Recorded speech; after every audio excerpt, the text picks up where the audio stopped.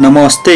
विश्वभरिबाट real estate कारोबार Nepal YouTube channel हेरेर बसिरहनुभएका सम्पूर्ण दर्शकहरूमा एकमुष्ट स्वागत छ। सदाको चाहिँ आज पनि नयाँ विषयको जानकारी लिएर आइरहेको छु साथीहरू। आज मैले तपाईहरूलाई घर जग्गा व्यवसाय पहिलो पटक मन्दीतर्फ ठुला व्यवसायीसँगै सहकारी पनि डुब्ने खतरा रहेको छ। म यसको बारेमा केही जानकारी तपाईहरू माझमा राख्न लागिरहेको छु। घर जग्गा व्यवसायहरूले इतिहासमै जटिल मन्दी बिहोर्नुपर्ने संकेत देखिएको छ। सरकार र नियामक निकायले एकपछि अर्को नीति र सर्कुलर मार्फत घर जग्गा व्यवसायमा कडाई गर्न थालेसँगै चालु आर्थिक वर्ष 79-80 मा घर जग्गा व्यवसायीहरूले ठूलो मन्दी खेप्नुपर्ने अवस्था आउने संकेत देखिएको हो। माओवादीको सशस्त्र द्वन्द्वपछि काठमाडौँ सहितका मुख्य सहर क्षेत्रमा घर जग्गा कारोबार फस्टाएको थियो, जसका कारण जग्गाको मूल्य अत्याधिक बढेको थियो। जानकारहरूका अनुसार यो मन्दीले उच्च मूल्यका घर जग्गाहरू पनि सस्तो मूल्यमा लिलामीमा जाने देखिएको छ।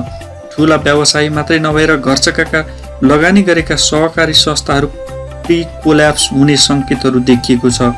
घर जग्गा कारोबारबाट झस्किएको सरकारले चौतर्फी कडाईको नीति लिएपछि कारोबार मन्दीतर्फ जाने संकेत गत आर्थिक वर्षबाट सुरु भएको थियो। बजेट मार्फत नै कडाई गरिएको घर जग्गामा नेपाल राष्ट्र बैंकको नीतिले झनै कसिलो बनाउने गरी बैंकहरूलाई सर्कुलर गरेसँगै घर जग्गा साउनपछि कारोबार झनै सुस्ताउने देखिएको छ।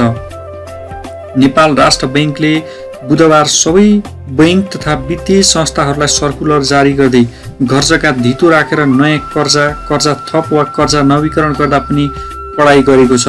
यसले अब घर जग्गा खरिदमा ऋण पाउन कठिन हुने देखिएको छ।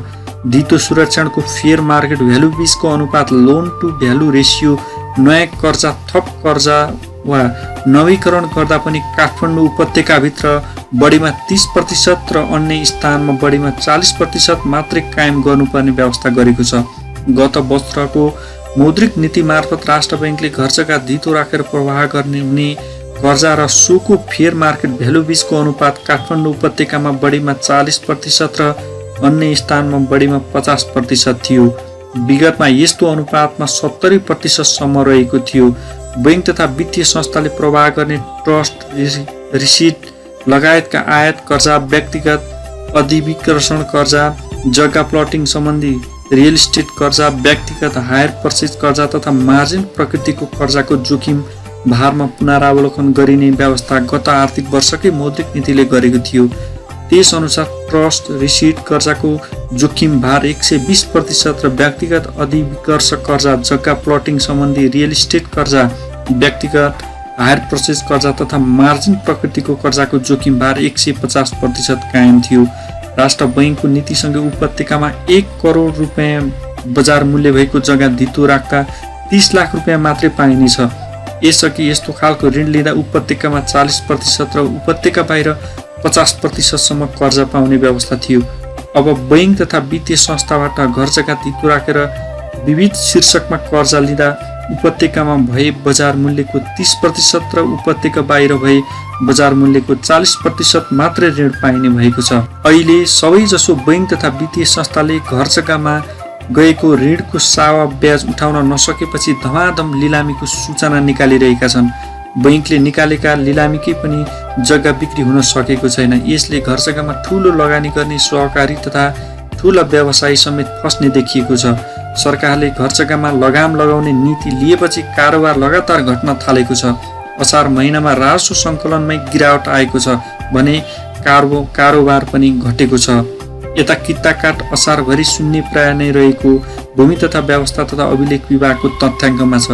विभागका अनुसार गत असारमा 47,028 जग्गाको लिखत पास भएको छ। यो संख्या जेठको तुलनामा 8,000ले कम हो।